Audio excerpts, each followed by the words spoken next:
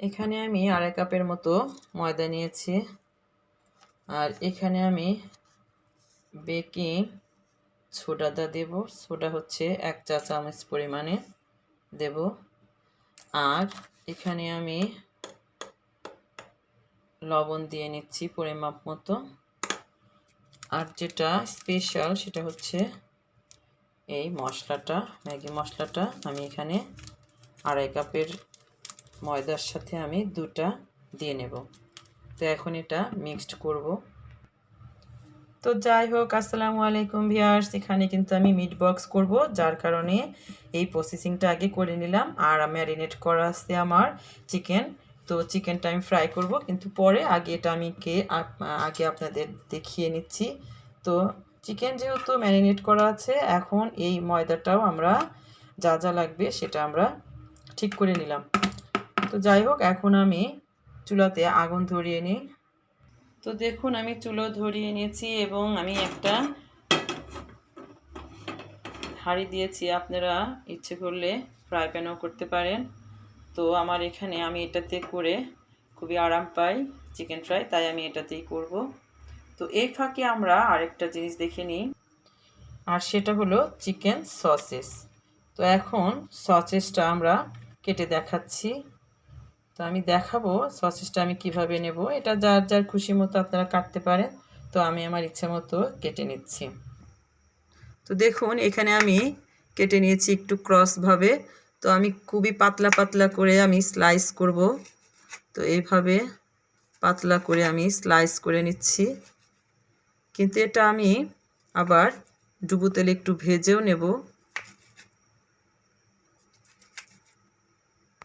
তো দেখুন ভিউয়ার্স, এইভাবে আমি কিন্তু কেটে নিয়েছি। এখন আমি এটা তেলে ভাজবো। তো আমি তেলে ছেড়ে দিয়েছি, এখন ভেজে উঠিয়ে দেখাচ্ছি। তবে খুবই হালকা আছে এবং আমি খুবই জুসি করে ভাজবো, খুব একটা কড়া করব না। তো এটা হয়ে গিয়েছে, এখন আমি উঠিয়ে নিচ্ছি। তো ভিউয়ার্স, এভাবে আমি উঠিয়ে নিয়েছি। এখন আমি চিকেনগুলো এর মধ্যে ম্যারিনেট করব। তো এখন চিকেনগুলো নিয়ে নিচ্ছি এর মধ্যে আমি। এগুলো এখন আমি ময়দাটা মাখিয়ে, তারপরে এখানে কিছু অংশ পানি নিয়েছি, এটা আগে আমি খুব মতো এভাবে মাখাবো। এখন এইভাবে আমার মাখানো হয়েছে। তারপরে আমি এখানে পানির মধ্যে এরকম ঝাঁকিয়ে নিয়ে আমি এটা এর মধ্যে দিয়ে দিচ্ছি। তো কিছুক্ষণ রেখে তারপর আমি কাঁটা চামচ দিয়ে এটা উঠিয়ে নিচ্ছি। এভাবে উঠিয়ে তারপরে আবার আমি ম্যারিনেট করব। এইভাবে আমি 3 বার এইভাবে ম্যারিনেট করে নেব। তাহলে চিকেনের গায়ে বেশ মোটা হয়ে পুরটা হবে। দেখুন, এখন কিন্তু আমি 2 হাত লাগিয়ে নিয়েছি এখানে এইভাবে আমি 3টা এখানে কিন্তু দিয়েছি। এইভাবে বেশি করে ময়দা দিয়ে দিয়ে আপনাকে এইভাবে চিপে চিপে ধরতে হবে।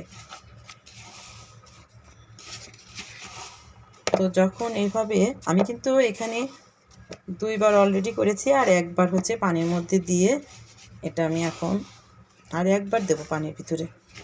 তো এটা এখন আমার হয়ে গিয়েছে।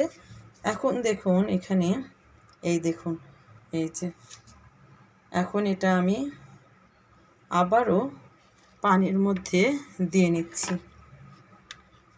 তো এইভাবে ঝাঁকিয়ে ঝাঁকিয়ে দিয়ে নেব। দেখুন, এই যে একটা ছেড়ে দিয়েছি। এখন এইভাবে আমি আবার ঝাঁকি দিয়ে নিয়ে তো আমি এটাও ছেড়ে দিচ্ছি।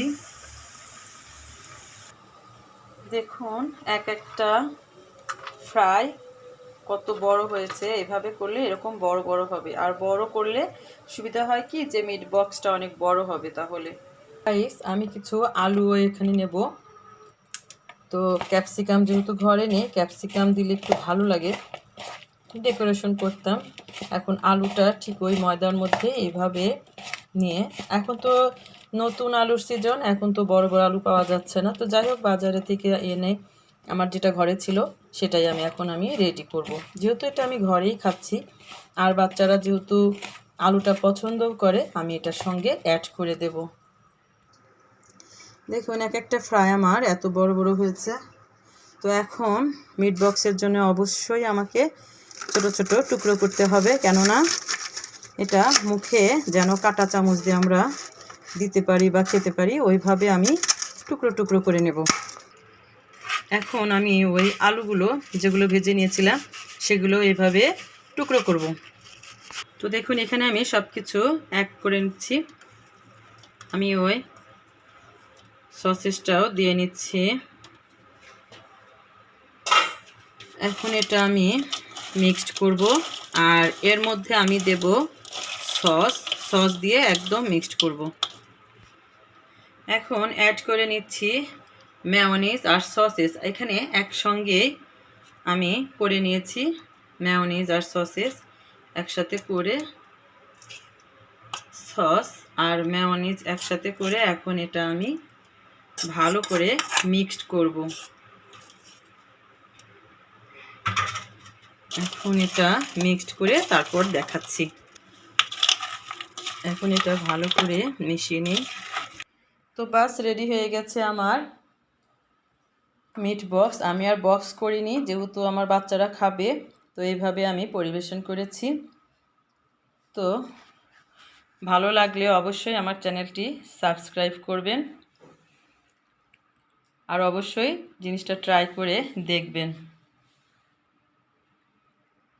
তো থ্যাংক ইউ সবাইকে।